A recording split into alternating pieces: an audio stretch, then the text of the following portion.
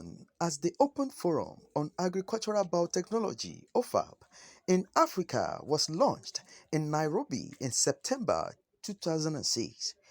OFAB was initiated in response to the need for a better understanding of a range of product, benefit, and concerns associated with biotechnology, has organized a workshop seminar in Ghana with the aim to provide better understanding on concerns associated with biotechnology.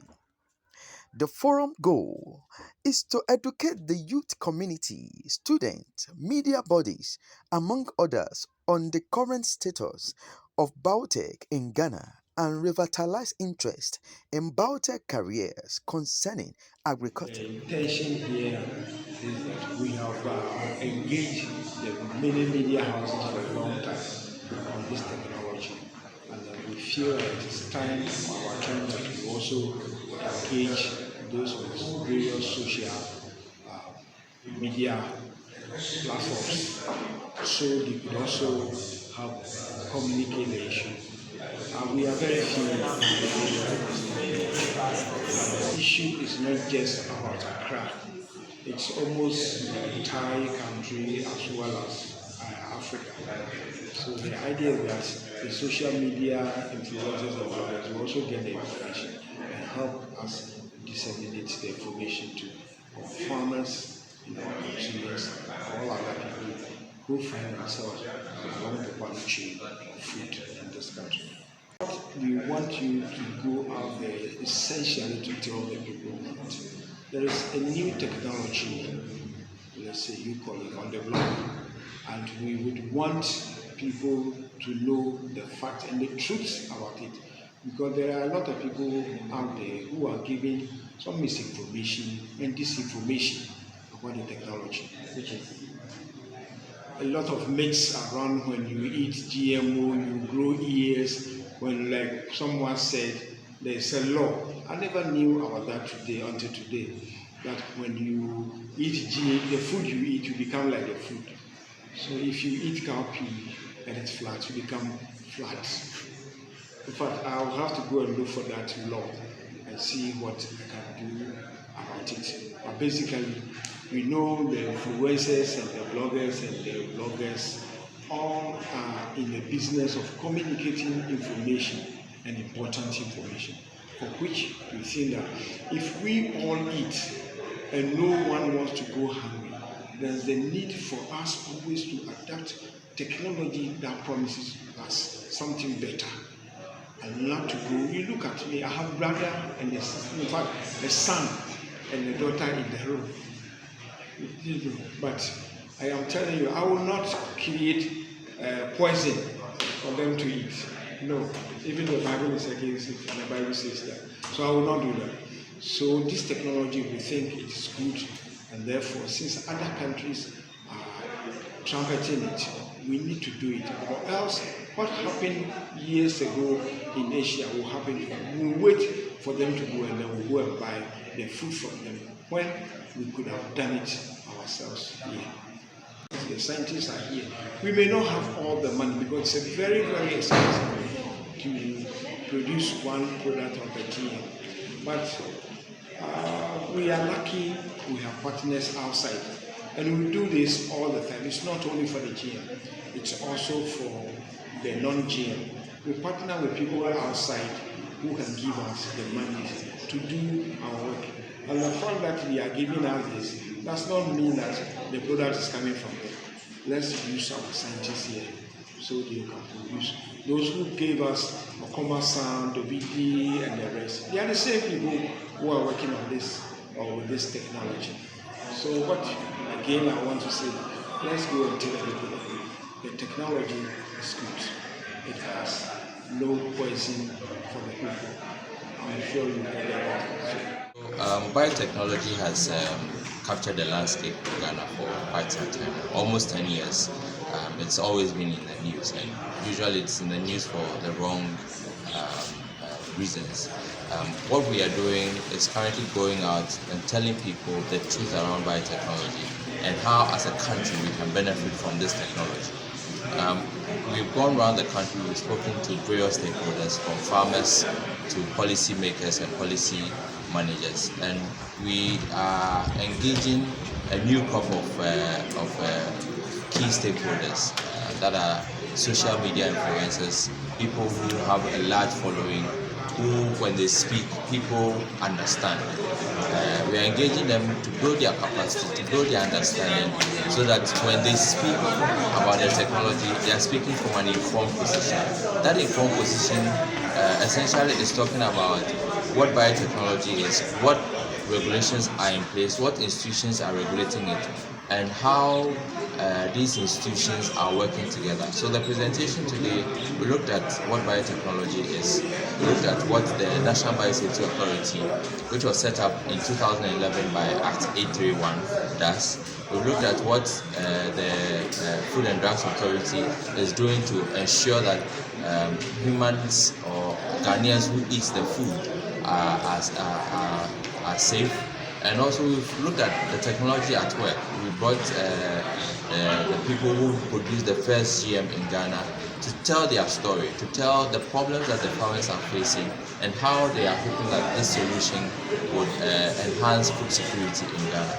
And so that's the basic essence of this today's. Biotechnology is another tool in the toolbox of a plant breeder that is aimed at helping to better our agriculture. Our agriculture currently faces a lot of challenges: the climate, the land, the seeds, and almost every government intervention looks at improved seeds.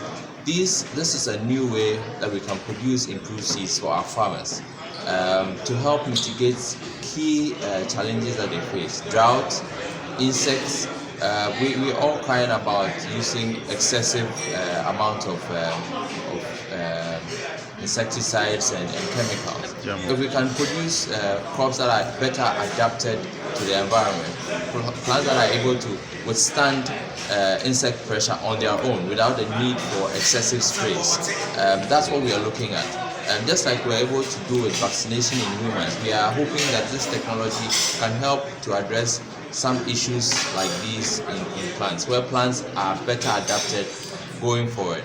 Our farming faces a lot of challenges, and every farmer looks for solutions, and those solutions, they work with scientists like myself to bring those solutions to market. Now, once those solutions come, it helps to foster a stronger food economy. Once food prices are coming down, people will feel more comfortable living in Ghana. Will not have the pressure of having to pay excessive amounts for food, and that's what we are looking at with this technology. And so, bringing CSOs, media, social media influencers together is to provide an avenue for this message to go out. We've seen what is going around the world, where we have a new generation, the Gen Zs, doing all kinds of change or causing all kinds of change. And so if we can tap into that euphoria, that change movement, then we'll be able to reach out to people who traditionally will not listen to us with the good news. Are more than eager. The farmers are more than eager for this technology.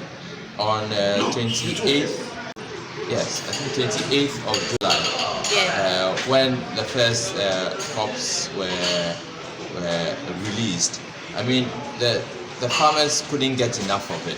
Unfortunately, we've not produced enough seeds for them because we just got the approval. But hopefully by the next planting season, we are hoping that farmers would, those who have gotten seeds, will have seen the benefits, will be telling their friends about it, and from there the technology will grow.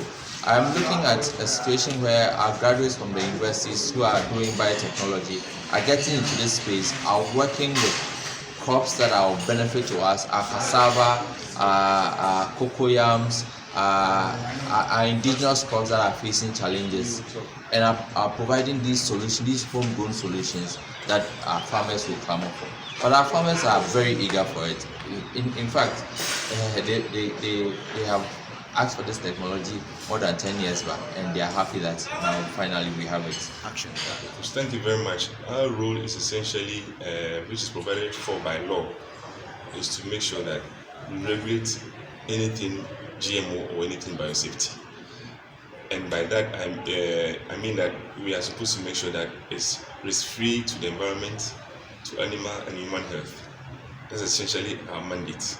So till by the time anything comes out or we put our seal as an authority on any documentation, it would have gone through the process of review, risk assessment, socio-economic assessment, what are the health impacts, what are the implications, everything done before a seal is put on it. For regulation, what we do is that once an application or applicant expresses interest to undertake anything GMO, it is mandated by law to inform us or notify us. Once we are notified, he's been given some set of application and documentation to process. And once we receive that, we also do our screening at the office. In between, we are looking for all that we ask them to provide. If there are any shortfalls, we revert to them to give us those details. So by the time we proceed based on information available to us or what we are asking them to get. Mind you that the law requires us to do all those that we are doing. So whatever we ask you is according to law or is backed by law. And once all those things are done, then there's a key element which is established by the board. That's the Technical Advisory Committee. Their work is to make sure that everything is safe, so I think there was a question clean and clear to come out. And this is a panel of experts from various fields.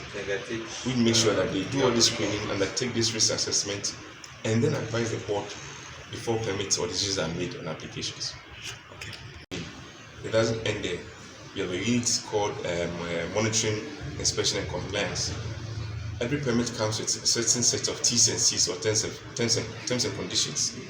So after permits have been given, this unit has to be regularly interacting with the applicant to make sure that the guidelines or the terms that we give are taken by them, what are the issues, what are the challenges, all with the aim of making sure that it's risk-free, it's no risk to the animal health, human health, and particularly the environment.